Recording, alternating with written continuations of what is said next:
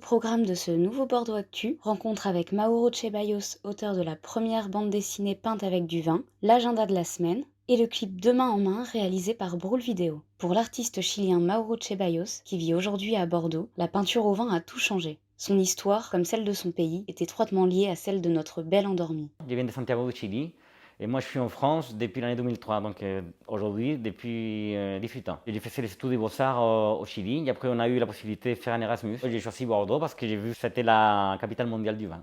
Je suis arrivé en France pour faire la communication d'entreprise, donc il n'y a rien à voir.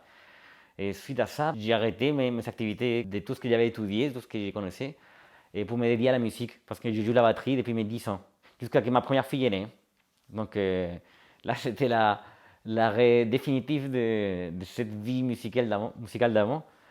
Et c'est là que je suis revenu à mon métier réel, que c'était les dessins et la peinture. J'avais gagné le prix national des bandes dessinées au Chili. Mais à moi, ça m'avait sauvé personnellement parce que quand je ne savais plus quoi faire, et quand il y avait tous les problèmes qui sont tombés sur moi, bah, c'est vraiment l'art et la peinture qui m'ont aidé à concentrer mon cerveau et concentrer mon esprit sur quelque chose d'autre. Après mon divorce, bah, j'étais dans la rue et Isidore Crapo, c'est un grand peintre de Bordeaux. Pour moi, il y a les statues de Picasso. Il m'a remis dans mon vrai métier, que c'était la peinture. Et suite à la peinture, il y a eu la recherche de la couleur. Et c'est la recherche de la couleur qui m'a mené au vin. Et c'est le vin qui a tout changé.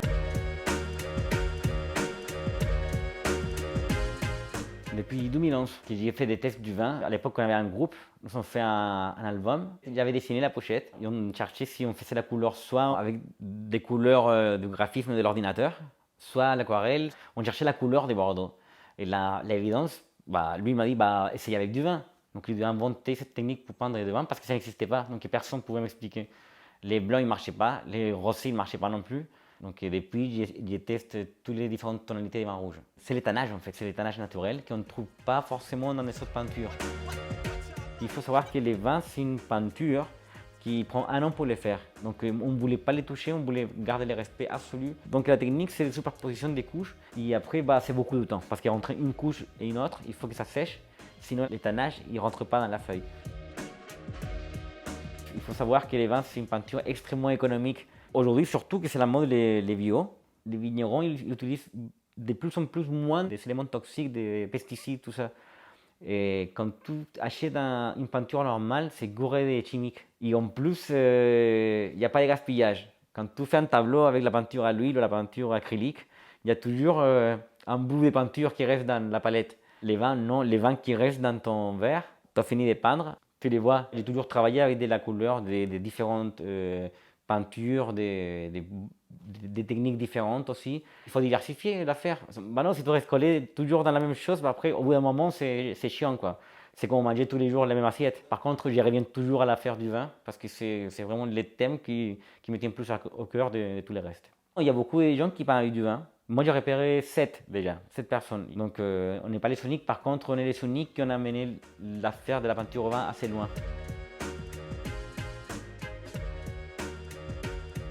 Divinson, c'est un ouvrage qui raconte l'histoire du vin chilien, depuis que les raisins arrivent au continent avec les Espagnols, jusqu'à ce que les Chiliens gagnent le tout premier prix du vin en 1889 à l'Expo universelle à Paris.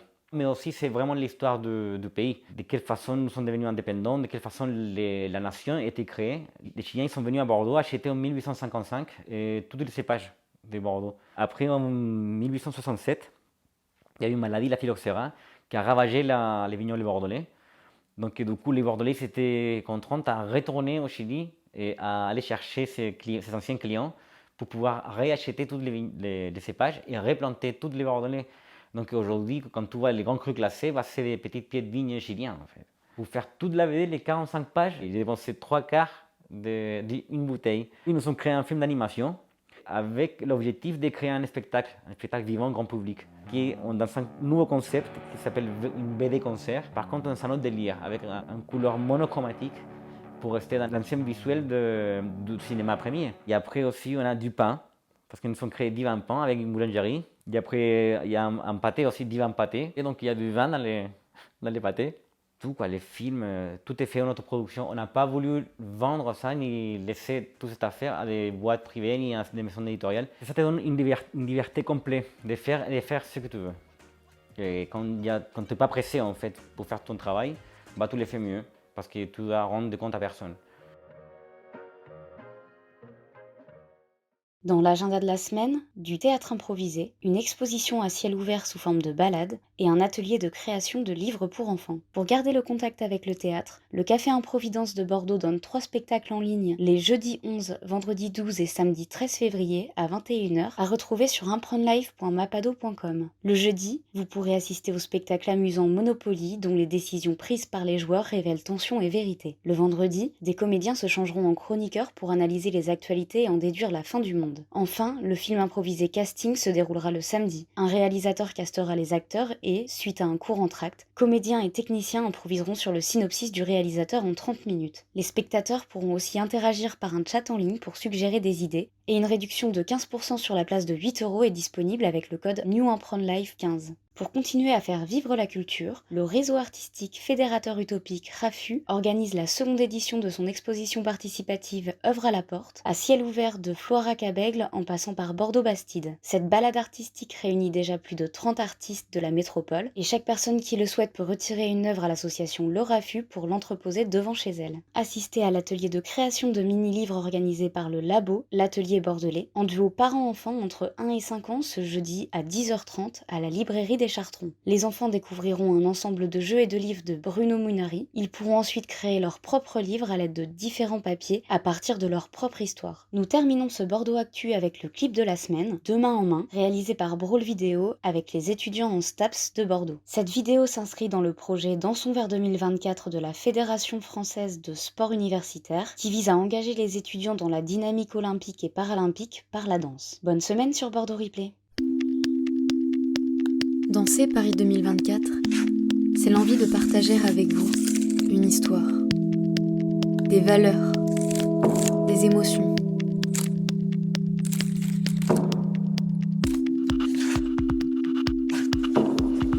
C'est construire ensemble notre héritage, bâtir des ponts entre des générations, des cultures, des corps.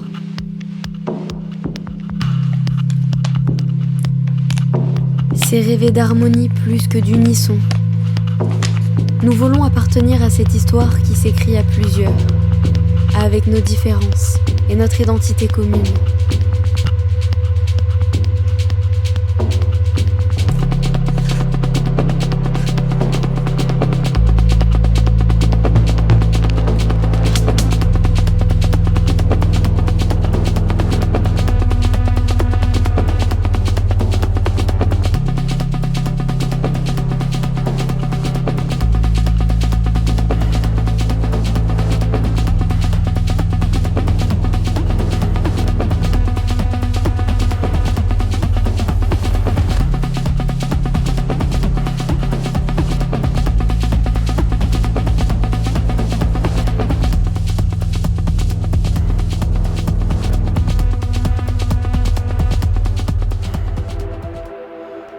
Parce que ce futur est déjà là, dépasser notre quotidien contraint, c'est danser avec vous pour lui donner du sens et un horizon.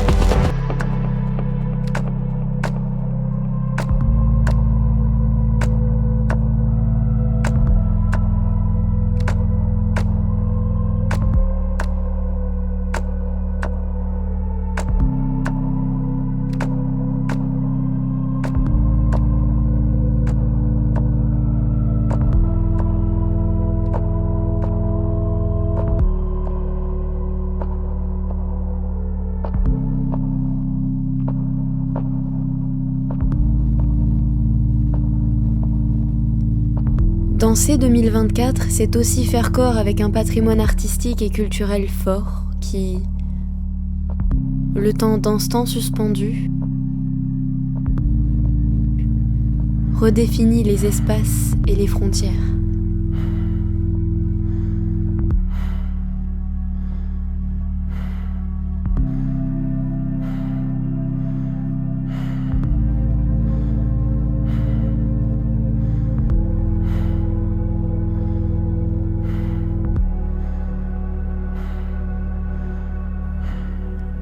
Ces moments où, de la métropole à l'outre-mer, du breakdance à la danse contemporaine, la danse est une façon d'être au monde, de respirer au même son, celui du sensible.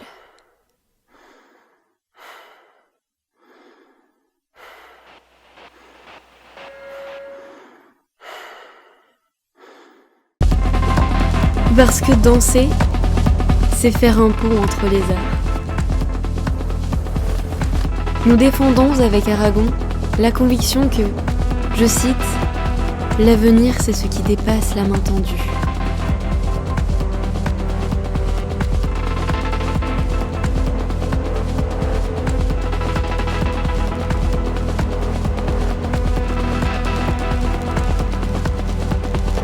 Alors prenez la nôtre et dansez avec nous. Paris 2024 vous accueille.